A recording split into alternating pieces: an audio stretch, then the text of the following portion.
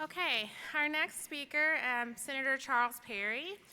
Charles Perry is a participating CPA from Lubbock, was first elected to the Texas Senate in 2014 after serving 2 terms in the Texas House of Representatives.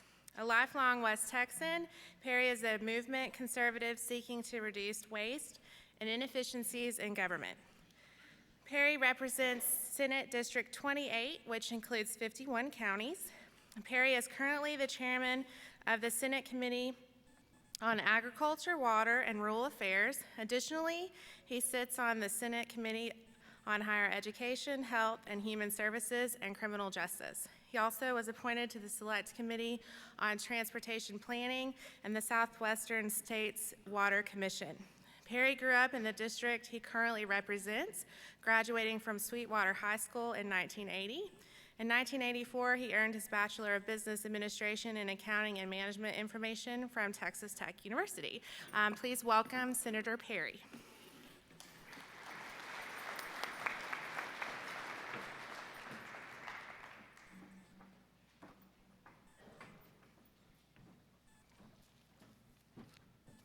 It's great to be here today, and I don't think there's anything more important and should be more of a priority than water in the state of Texas. And as I go through becoming that water chairman and beginning to understand the complexities, Jared did a great job. That's Water 101 in a nutshell, and he raised some very valid issues and points that the legislator will always be tied up in for the next few years.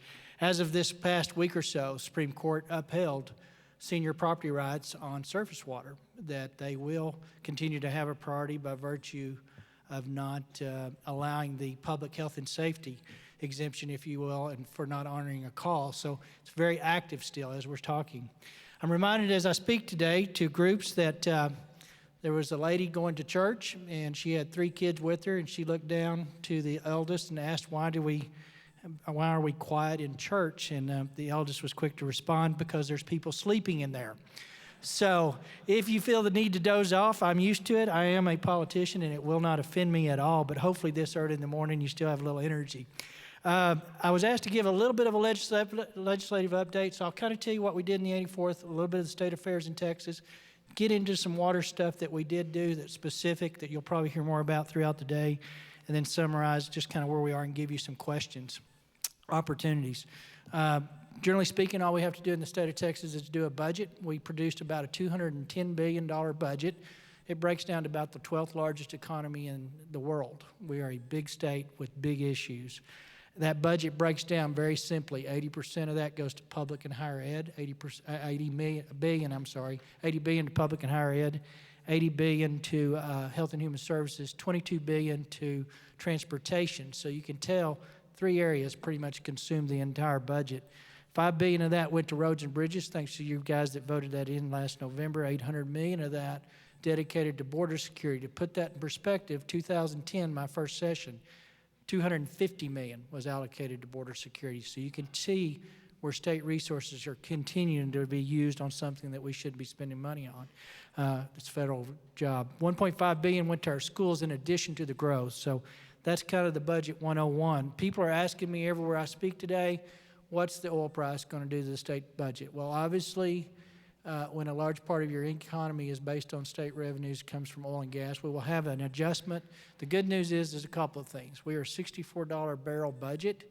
We're averaging a lot less than that lately, but we do have cash reserves to mitigate the effects of that decreased barrel price as long as it doesn't stay there longer.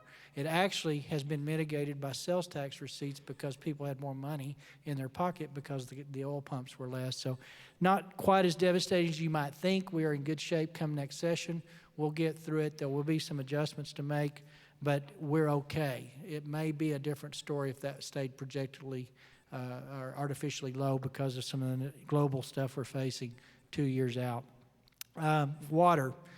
There's 4 things I tell people in the state of Texas we must be working on today if you want to have a state that you recognize or can live in 20 years from now. Water has to be the #1 priority. The toughest thing about being water chairman is it rained. People quit talking about rain or water when it rains. 95% of our input into our aquifers and our river supplies is from the sky. So if we don't get serious about the conservation efforts and developing a diversity of inputs where it's available, we will be in trouble from the water perspective. Specifically in this legislative session, we did about 4 pieces of legislation that I think are probably will see the fruits of going forward. HB 655, which was the aquifer storage and recovery legislation, we've now permitted the ability to put water into an aquifer where it makes sense and when it makes sense and actually recover that for future use. It's currently being done down in the San Antonio area. Saws has got some of this going on, but we had to define who was responsible for the injection side, which that is TCEQ, and then when you recover it, if you recover more than you put in, i.e. into the native water, if you will, that existed prior to that injection, then the water district rules would kick in. So that legislation is now in place. It's going to be very formidable and very usable and come in very handy. Some of these recent floods and things will redirect some of the flood waters and things into some of those aquifers. HB 30 came over from the House, clean. It started out not so clean. It was originally proposed to make an attempt to distinguish between brackish and fresh water. There was a question earlier today about the depths. Rule of capture is very clear. It's all water, be it brackish or fresh.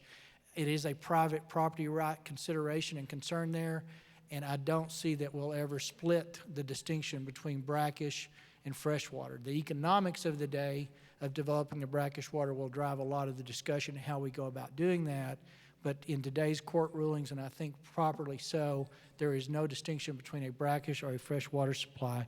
That was HB 30's original. It eventually had all that stripped out of it.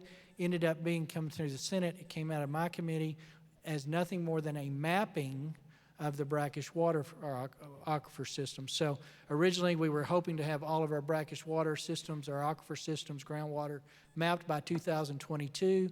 We put the funding in ahead of time and advanced the funding to bring in the 4 major brackish aquifers to be mapped before we go back into session by the end of 2016.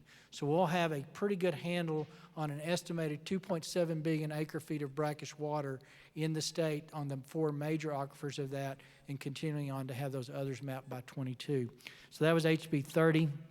HB 2030-31 is marine desal. That's the ability to go out 3 miles or more into the Gulf. Texas jurisdiction stops at 10 miles out. If you were inside the 3 miles, you kind of could already do some of this. 3 miles to set 10 miles was what HB 2031.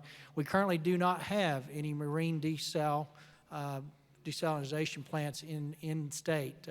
Corpus is looking at bringing one together. There are some private entities down on the Gulf that has done some marine desal, but 2031 put in their proper regulations and permitting to be able to go out into the Gulf. Specific to those issues is what do you do with the outflow of the desal process? And it's that diffusion back into the Gulf and how far out you've got to be and where you've got to be so that you don't create dead zones. So that's kind of the 3 big pieces of water legislation. Specific to groundwater districts, we did SB 200, or might have been HB 200. I get numbers. We do 7,000 bills. So, but effectively what that did is gave a alternative appeals process to the DFC. So if a landowner felt like the DFC wasn't built on science, prior to this piece of legislation, they dealt specifically with the water district direct. This gives them an option to go out and go through SOA at the state level to have an appeals process outside of the water district. So for transparency and other things, I think that was a good reason to do that.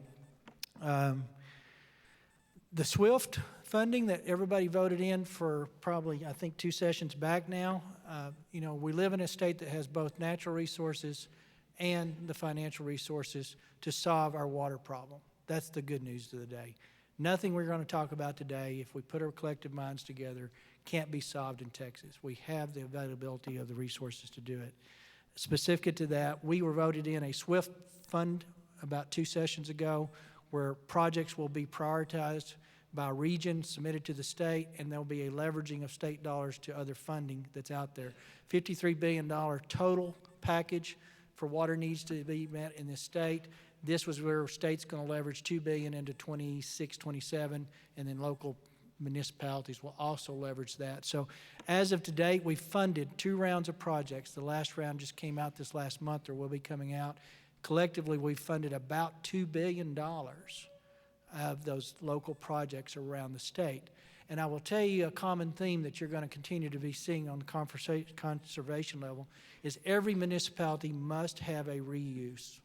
I don't think if you're a city of any size that you can get by with meeting water demands in the future with not actually having a reuse provision built into your long-term water plan. It is becoming a theme we're seeing through some of these SWIFT priority projects. So water is absolutely the #1 priority in the state in my mind. Economic engine is driven by the ability to bring jobs in, and jobs won't come if there's no water supply in perpetuity, at least for those companies. Second thing we have to deal with is healthcare.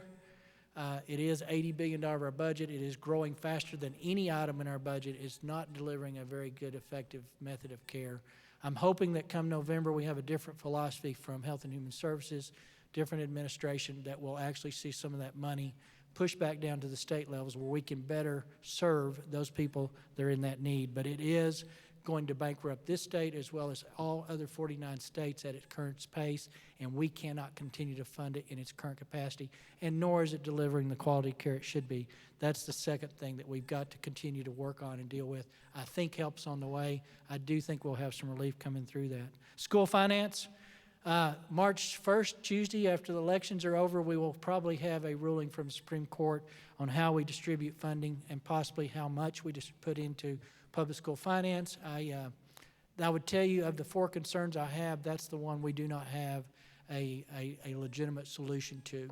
If we stay in our current funding on property tax-based systems, we can't fix that without a constitutional amendment because there's no way to get the money equitably pushed around the state without having some changes there. That's the challenge I think we face from a legislative perspective that's going to test the legislature to get very creative if we stay in that current finance. And the fourth thing is federal regulation. We as a state continue to be barraged with BLM issues, Department of Interior issues. That's the minnow lizards and chicken bills, I call them. We've got cities and municipalities shut down over a lizard being in a creek bed hundreds of years ago that hasn't been seen. We have EPA, and I think every municipality in this region has had the effects of EPA legislature pushed down through TCEQ and administering of those. We will continue to have those battles with federal overreach and their role and need to be aggressive in that.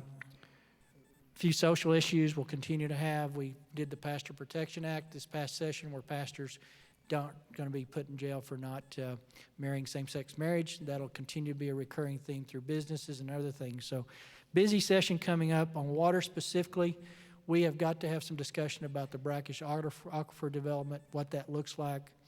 IBTs, for those that don't know what that is, it's interbasin transfer surface waters, will be a hugely debated and contested and a very time-consuming provision of our next water laws that we have to deal with. There are people in the court case that we had past week or so upholding senior water rights on the surface water. Helps a lot in that because there's a lot of urban areas that are consistently trying to figure out how to move from one basin to the other on the surface level. Groundwater is not quite as contentious because it's been settled, but IBTs will be the hardest thing I think we face, but you can't override a senior water right. That's the plain and simple aspect of that, nor should you be able to, because when you bought that and paid for that, you had every expectation of being able to use that. When you move the water to a different basin, everybody down south and everybody in that basin's affected.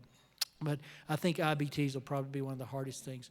Water districts, there will be continually discussion on. Some of the water districts are doing a wonderful job. Ours up in this area get it. They understand it. They do a great job. There are some around the state that have gotten way outside of what the statute intended them for to do, i.e. eminent domain and some of the other issues going around. So I expect to have some of those issues discussed heavily. Interim's been very busy for me. I serve on 7 committees. I'll have 26 hearings that I'm required to be at in addition to multiple other venues. But on the ag-related venue committee, we've had chronic wasting disease show up in some deer breeder operations. It's a multi-billion-dollar industry in Texas. Very, very challenging issues for the state to face. We're trying to get that right.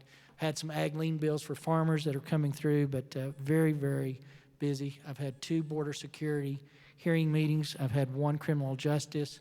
And we'll continually to go around to contiguous states through the Southwest Water Coalition, me and Lyle Larson out of San Antonio, which we do have some differences of opinion there on IBTs, I think, but we are working together to try to work through it, having some discussions with some states, New Mexico, Arkansas, Oklahoma, and Louisiana. Old Mexico has actually caught up on the water that they owed us under a treaty, probably more current than they ever been. They fulfilled their agreement. So that's kind of the session in a nutshell, and that's kind of where I see we're at. Got plenty of time for questions. I really hope that there are a few out there. That's a very fast run through of what the Texas legislature did. But I guess if I'd sum it up, we're going to be okay through the next session. Water will continue to be pushed out to outer boundaries on who can own it, who can use it, and what to do with it.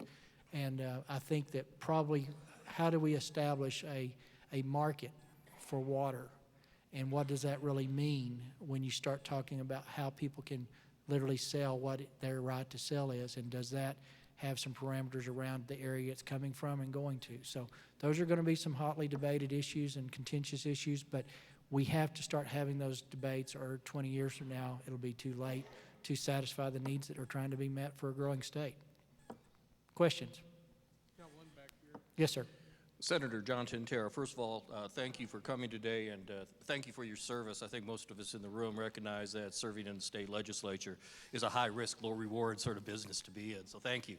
I appreciate it. The committee that you chair is vital, and I wanted to ask you to look in your crystal ball a little bit. You mentioned how municipalities should be considering a reuse plan for everything they do, and I would imagine that you might also consider that many industries that use a lot of water should also have that reuse plan. Do you see any incentives or mandates coming down the road from the legislature on those two issues?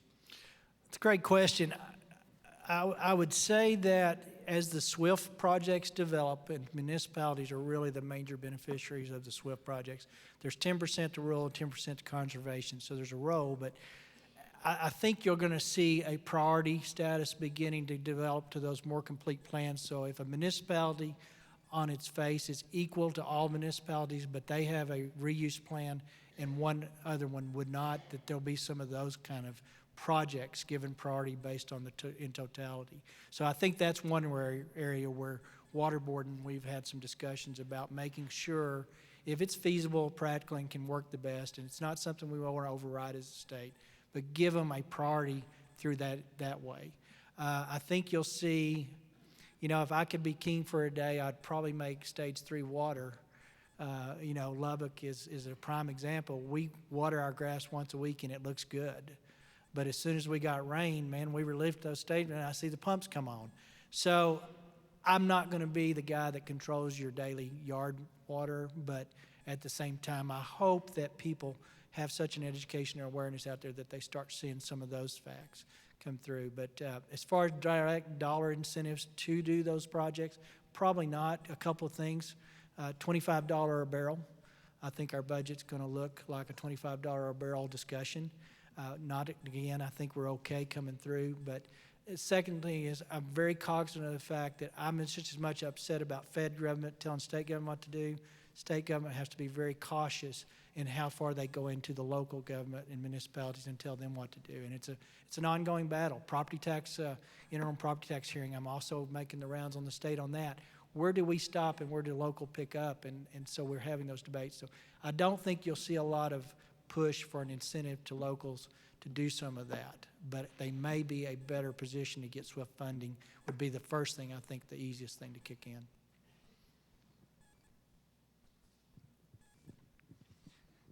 Sir, do you see or anticipate pressure to transfer water from up here to the big municipalities downstate?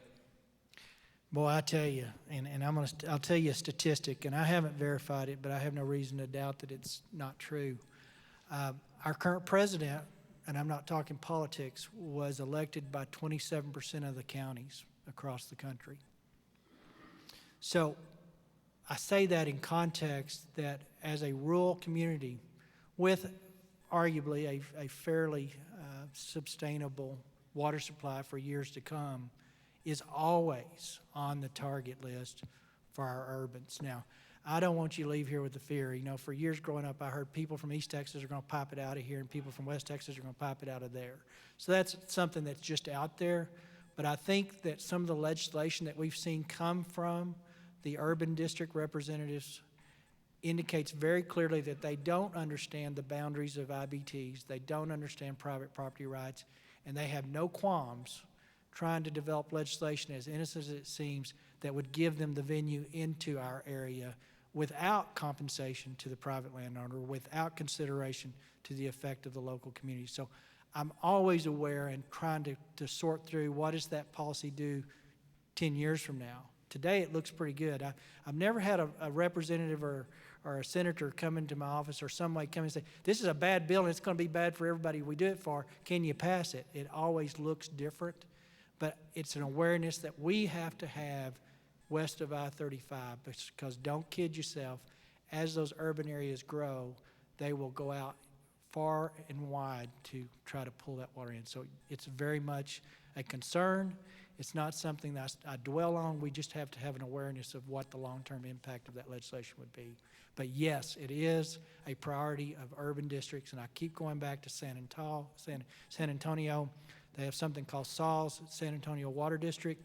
To their credit, they have a community that needs water, and they are very creative in how they're going about obtaining that water for that community. A follow-up question along that same line. This last session, Representative Larson filed a bill that would, in effect, put together a water grid. What is your position on that? It goes to, it's a great question. The bill didn't pass. It didn't get out of the Senate. And it was probably maligned a little bit because it was not, the members weren't educated on exactly what it was. I would say it this way. That bill was probably not the right bill to have the discussion, but we have 2.7 billion acre feet of brackish water, and it's arguably not where it could best be used or served or needed. So not to have a discussion of how you figure out how you could probably have some of these movements down the road, 20 years out, 30 years out, whatever that may be, is not responsible. At the same time, how you compensate owners that are sitting on that, how those are economically developed, how you have a water banking system possibly where the beneficiary of that is the region that where maybe the brackish water was not economically feasible to develop. Some of those concepts have to be. I'm going to reserve my opinion on what I think about the specific bill because it didn't get really heard, it didn't get vetted. At the same time, I don't think I can sit up here and tell you somewhere down the road we've got to develop our diversify and develop those resources. And it will require moving water around to those areas that have it, and it has to be done in conjunction with rural capture. You know, rural capture, we've had that previous speaker, it's really a liability shield. It just says if you pull what we say you own, you can't be sued for pulling what we say you own from your neighbor. So it's really kind of a unique parts of our water code. It's really a liability tool. But so see, I would tell you, it's going to be debated, but I don't want to stick my head in the sand no, because that's probably as a member of the West Texas Coalition, I think west of I-35, there's 16 of us as representatives out here and probably 3 senators. I think Harris County has 25 representatives. So to make an enemy out of somebody that can really make your life miserable early. But here's the deal. We've got the brackish water supply. We have the contiguous states issue, and we have Gulf water. And then we have surface water and we have fresh water. So the diversity's out there. We just got to best determine how we work that into the mix. Others?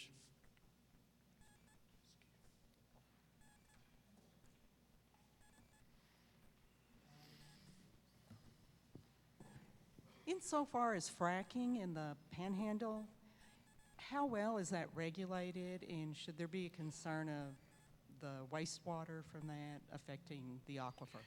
Yeah, I'll answer it this way. Since I've been in the session, we've actually put things in place to, number one, they have to tell you what's in the fracking mud now. The chemical makeup, what's going into that process is now disclosed. That wasn't the case prior to 2010 probably. So we kind of know what the makeup in the compound is. To date, there's never been a situation proven. I don't know that there's not a case out there that hasn't been proven. There's scenarios where it seems like it could have occurred, but fresh water has not ever been contaminated by the fracking process. I think the industry's more responsible than the general public gives them credit for because of the 1% voice that's anti-fossil fuels altogether. So I think they get a pretty bad rap, but I tell you the economics of that in the way of reuse. When they first started the fracking, they'd just haul it in. It'd take 80 trucks of 80,000 gallons or whatever was in the trucks. But bottom line is the reuse of that water came online the last year of fracking because it was too expensive to haul it in. It was cheaper to reuse it. So they're not quite the water hogs as what they were portrayed to be by the end of this fracking group. So one, I think they'd use water, absolutely. I think that what we know for what the data supports is they've been responsible in not having created a groundwater. And three, we have more information about what they do put into that process than what we've ever had. So we continue to monitor it, look at it. TCEQ, love them, hate them. I think they do a great job for most part, are on those guys pretty hard. But truth of the matter is the Railroad Commission is the holy grail in Texas, and they get by with a lot of things that we as farmers or ranchers or other producers of water would not get by with. So, but we're always monitoring, always looking at what they're doing. But there's not been a case where they've contaminated a fresh water supply that we've been made aware of. One more question and then we'll move on. Can you say something about the population increase into the future, how much that's projected to be compared to our water supply? Yeah, the numbers I've seen, and I don't know how current the studies are, is we're going to need about 9 million more acre feet of water. And I think that's within the next 50 years. And I see a head shaking over there, guy. But so we're going to need about 9 more million acre feet of supply. The projection on the population, I think it slowed down a little bit, but there's still about 600 people a day moving into Texas. At the peak, we were averaging about 1,500 a day. Puts us over 40 million in my lifetime. So we're going to be okay if we do the things that we're talking about doing today and get serious about it and make it the priority it needs to be.